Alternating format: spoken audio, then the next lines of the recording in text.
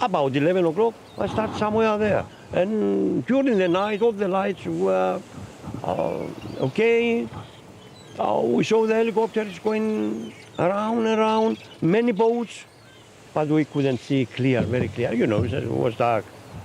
And in the morning, early in the morning, we saw that half in the water, the other half slowly, slowly was going down.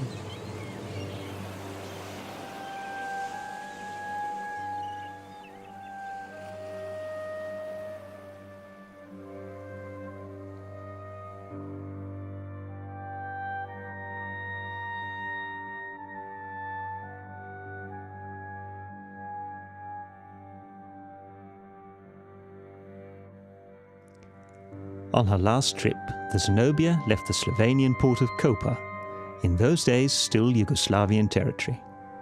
She sailed the full length of the Adriatic, along Albania, went south of the Greek Peloponnese, south of Crete, inbound to Tartus in Syria, only to meet her end in Larnaca.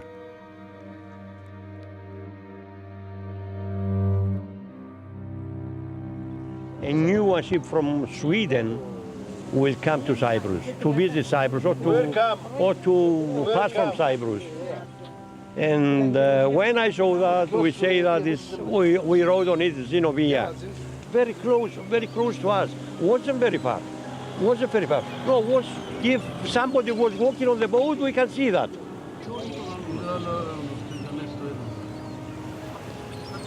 Maybe a little further in. Wasn't far away. Very dangerous. Oh. Να γίνουμε διάσημοι. Διάσημοι. Να πάμε μπορεί να το δείξει λίγο.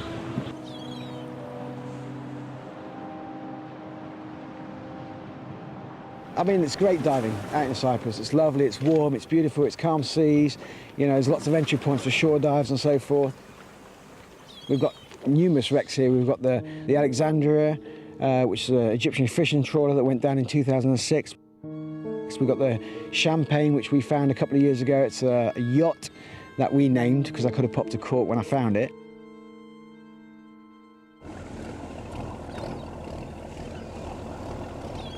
But for sure, the Zenobia, well, the reason I've got a dive centre here is because she's the best wreck. Typically, we get 30 metres visibility over here. The best we've ever known it is probably 45, 50 metres. I mean, today itself is probably 35, 40 metres. You know, it's fantastic. No fatalities on the Zenobia, so everybody managed to get off okay. No waves, nothing at all at that time. In June, thinking in June. No waves, nothing at all. But the boat went down, right? It became many waves, many waves.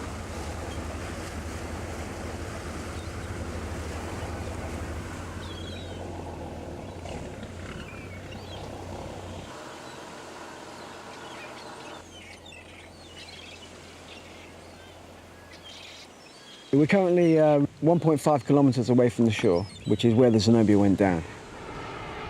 We're right in the flight path coming into Larnaca Airport, which is directly over the Zenobia and the Alexandria.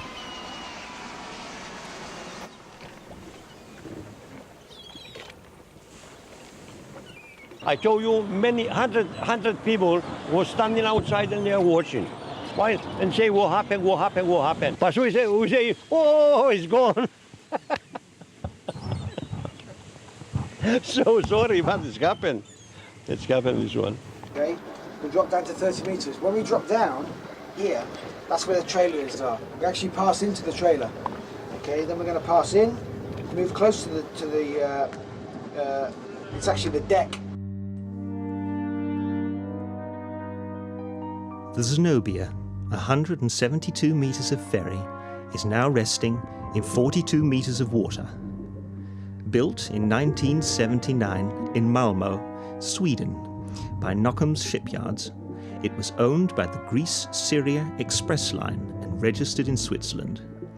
Less than a year old, she sank on the second trip of her operational life in the early morning of June 7th, 1980. The struggle to stay afloat and survive followed the uncontrolled filling of the computer-controlled ballast tanks, it took long enough to allow passengers and crew to abandon the ship.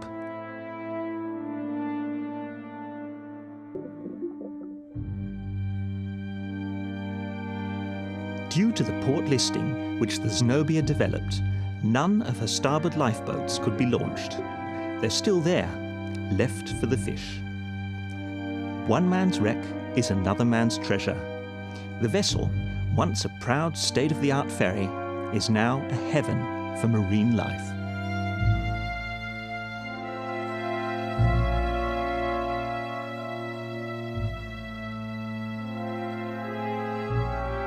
The capsized Zenobia landed on her side. The lorries that had been chained on the upper parking deck held onto the ship for years until their chains fatigued, broke open and let the trucks crash onto the sea floor. The manifest mentions 104 fully loaded articulated lorries, some utility vehicles and a Yugoslavian-registered Lada sedan. The cargo still lies undisturbed next to the ship and within its holds. For unclear reasons, no salvage work has ever been carried out. Was it depth? Was it gossip? Was it insurance? The wreckage undoubtedly forms world's largest underwater truck junkyard.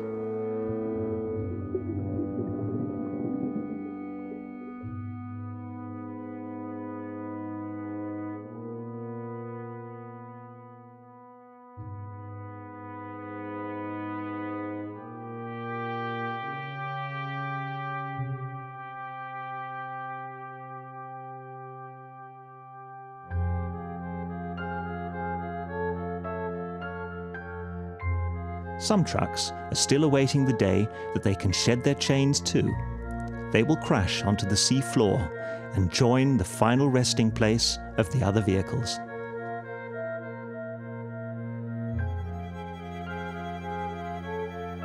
So when you drop over, you can go from 22 metres down to 42 metres. It's an amazing dive, really. It's like a wall dive. But when you go under the bow and the front bow thruster, if you look up, because there's no sunlight under there, there's no growth. So it looks like it sank yesterday. Plus of which, the anchor chain is going into the sand, the curvature, which is, I mean, that's how you really get the feel of it from the front. You know, the curvature of the bow going into the sand, there's just something pretty fantastic about that, you know.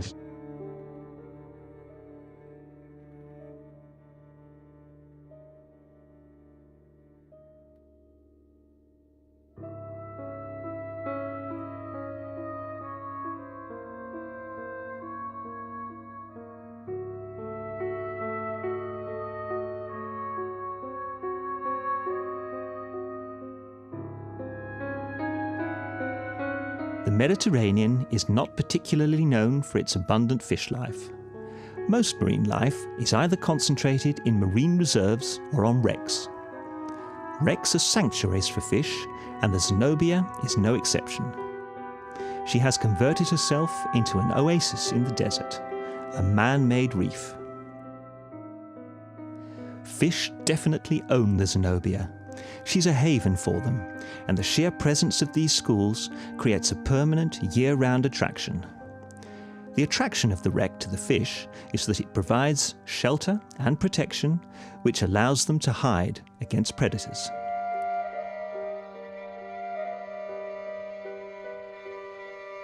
The wreck and its structure also keep the fishermen away.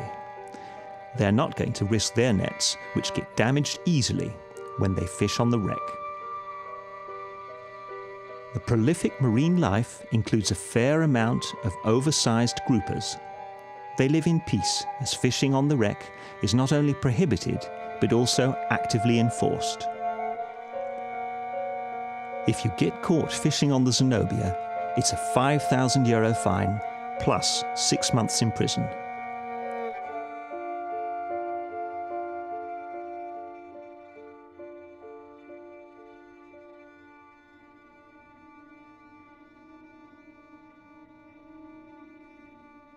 After 30 years underwater, every inch of the Zenobia is completely covered in weed and algae. Marine life encounters are unavoidable. It's not only the groupers, but also the breams and the rainbow wrasses. Over the years, the hull of the Zenobia has turned into a meadow. Other than weeds, you find this Neptune grass and small groupers like this painted coma. Small as they are, the sea cucumbers play their own role in the Zenobia ecosystem. Feeding on plankton and decaying organic matter, they sift through bottom sediments whilst using their tentacles, making them one of the cleaners of the sea.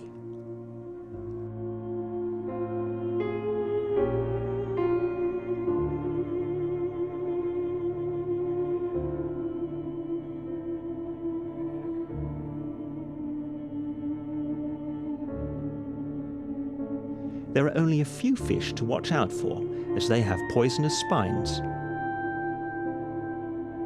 You won't find flowers on the Zenobia. This unfolding spirograph is a tube worm and belongs to the animal kingdom.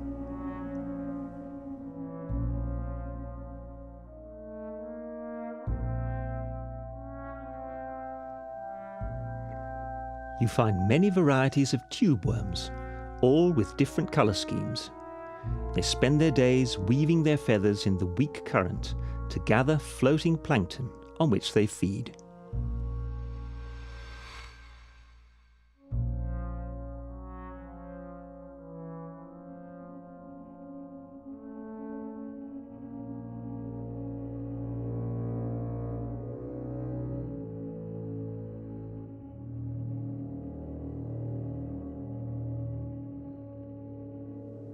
Entrances to the interior of the ship from the outer decks are now horizontal, so they look like oversized mailbox slots rather than doorways. The entrance of the doorways for the cafeteria is at 26 meters. On your way there, you pass the truck driver's accommodation.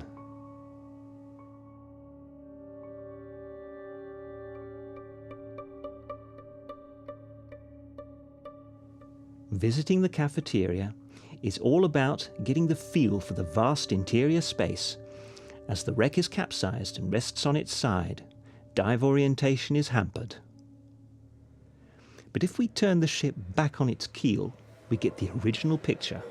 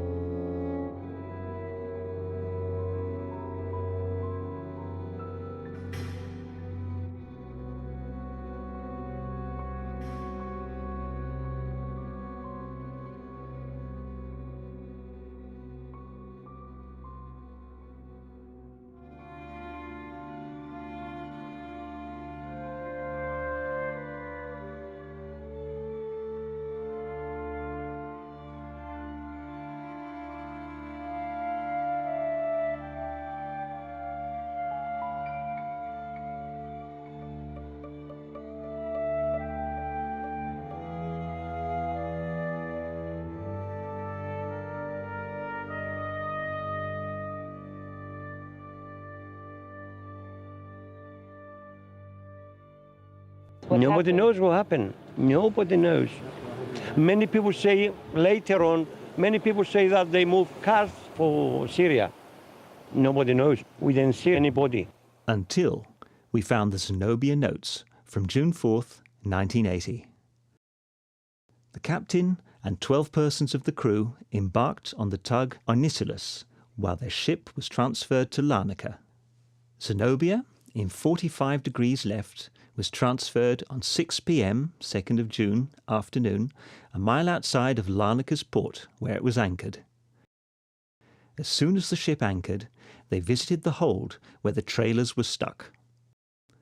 And that was the cause of Zenobia's accident. The trailers, about 220, as well as 8 fridges, were almost destroyed.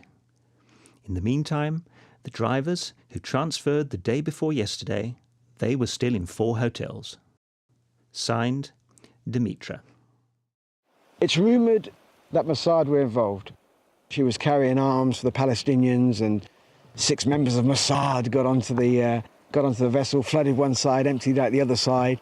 This is unconfirmed. The rumour is that the tanks were flooded.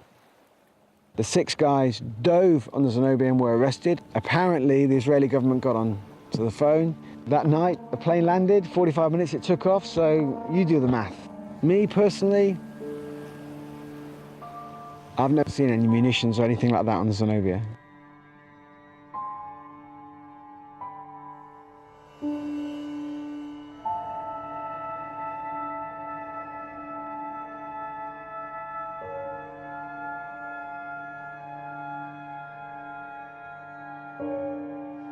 With the wreck on its side and all the structures at a 90-degree angle, dive navigation is confusing and easily leads to disorientation. Nothing compares to full wreck penetration, which happens to involve the greatest level of risks. It's the risk of getting lost in this junkyard, the risk of complete darkness in the event of a multiple light failure, and the inability to abort the dive immediately in the event of an emergency, like an air supply hiccup.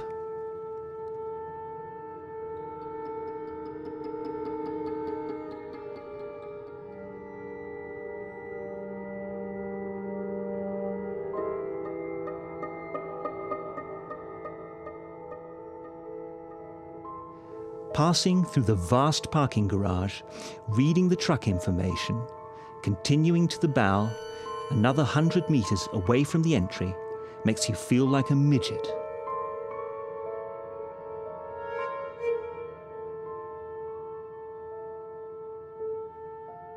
Flapping fin movements or the simple touch of a truck can reduce visibility rapidly to 0. Trucks have their own way of showing their history and their future. A future only known to us now that they've arrived at their unplanned destination in the eerie dark of the holds.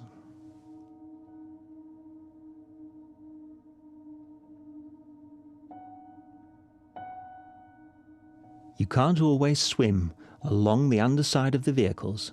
They're still held in place by chains that are gradually losing their strength, as they're not designed to hold more than 40 tons of dead truck. And even the truck's payload is not stable anymore.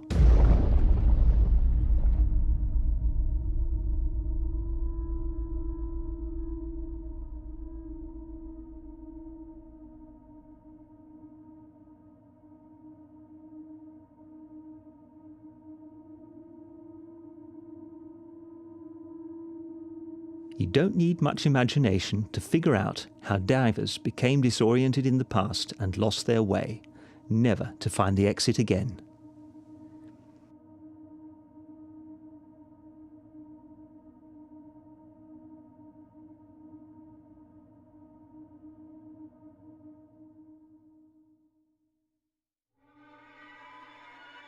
It is obvious.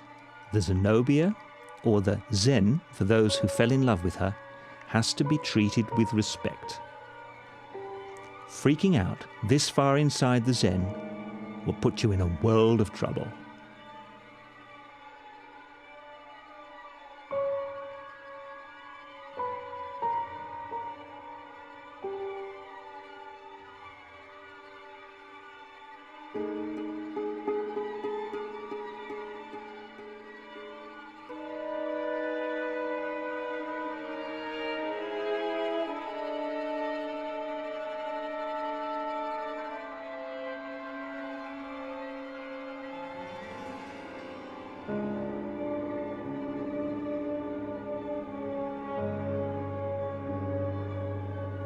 At last, the quest to locate the larder was successful.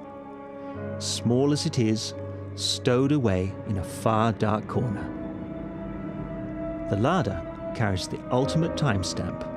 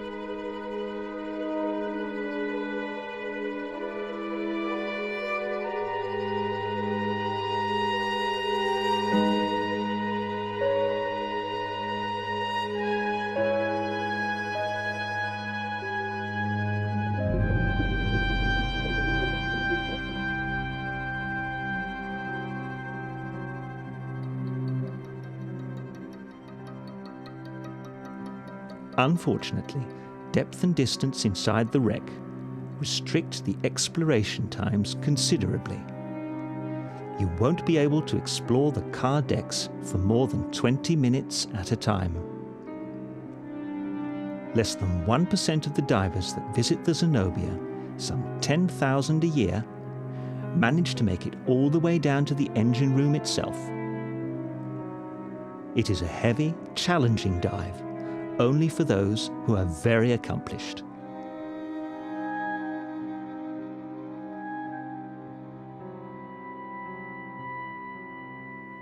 It is a very surreal dive too, this far inside the Zen at the very bottom.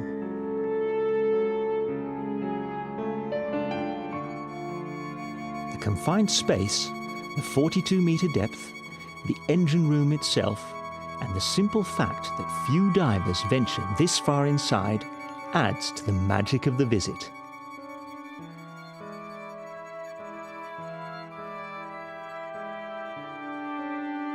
You see parts of the two 7-cylinder, 2-stroke engines of the Zenobia, each of them delivered close to 19,000 brake horsepower.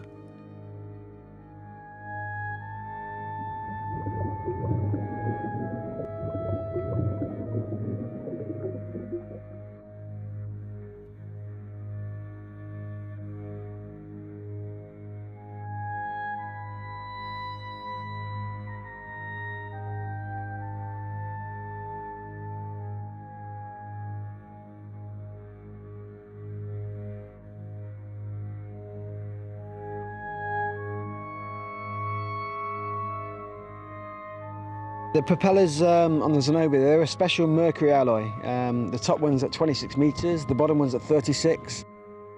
Specially made for the Zenobia and the sister ship, actually. 2 ships were ordered. One was paid for, one wasn't. The sister ship was paid for, that still floated. This one wasn't paid for. Subsequently, she went down on a alleged maiden voyage. It was actually a second voyage, apparently. Was it an insurance job? Who knows? All I can say is thank the Lord for it being here, because it's putting food on my plate and it's paying my bills. There's a moray living on the top, a resident moray living just on the prop shaft on the top prop. That's at 26 meters, so it's nice to see. Now obviously there's 2 on the bottom of the ship, and there's spare blades and so forth in the lower cargo deck. Each worth $250,000, each propeller. So the propellers are unsalvaged, still there, because nothing's allowed to be taken from the Zenobia.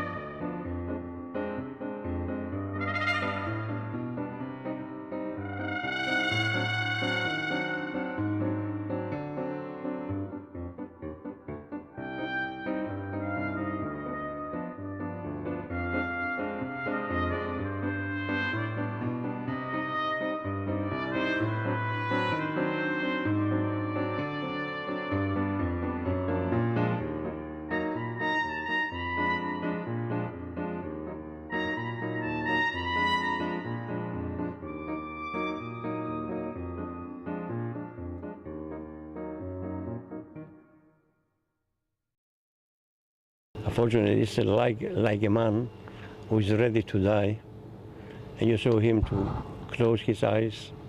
He opened it, he closed it, he opened it, and then say, Bye-bye.